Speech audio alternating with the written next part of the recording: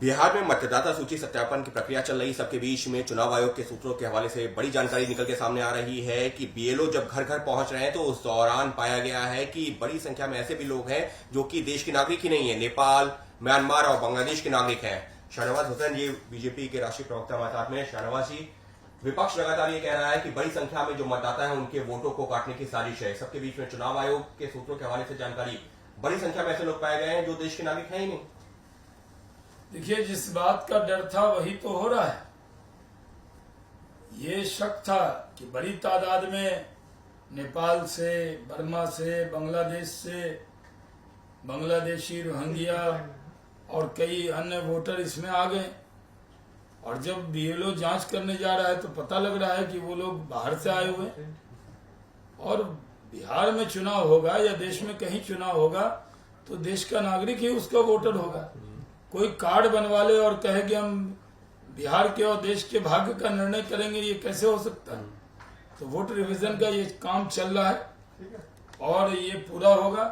चुनाव आयोग के खिलाफ कई लोग सुप्रीम कोर्ट गए थे, लेकिन सुप्रीम कोर्ट ने भी इस पर रोक नहीं लगाया। कुछ सुझाव दिए हैं लेकिन रोक नहीं लगाया। और पूरी तरह से बीएलओ के जरिए पूरी जांच चुनाव आयोग कर रहा है।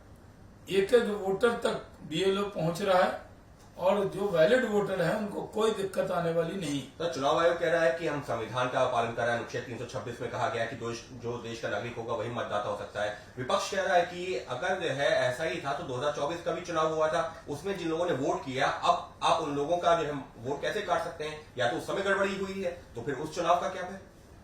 देखिए, जो मतदाता देश का होगा वही निर्णय करेगा।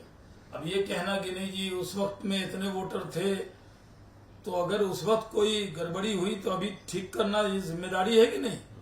चुनाव आयोग कोई भी विदेशी नागरिक को वोट डालने नहीं देगा। ये अधिकार नहीं है किसी विदेशी का कि वो भारत के भाग्य का निर्णय करे। इस सबके बीच में विपक्ष कह रहा है कि विपक्ष के वोटों को काटने की साजिश है। क्या ये विपक्ष किसी के माथे पे लिखा हुआ है कौन किसका वोटर है? विपक्ष का वोट कैसे हो गया? अब तो ईवीएम से वोट होता है, ये भी पता नहीं लगता किसने किसको वोट दिया। तो विपक्ष क्या गिनती किए हुआ है कि कहाँ किसके वोटर हैं? तो साफ तौर पर चुनाव आयोग की जो प्रक्रिया है वो संविधान सम्मत है, कानून सम्मत है। और ऐसे में संविधान यही कहता है कि जो देश का नागरिक होगा वही मतदाता हो सकता है। तो ऐसे में चुनाव आयोग की जो प्रक्रिया है वो पूरी तरीके से निष्पक्ष है। और उस पर सवाल अगर विपक्ष उठा भी रहा है तो वो सिर्फ राजनीति है।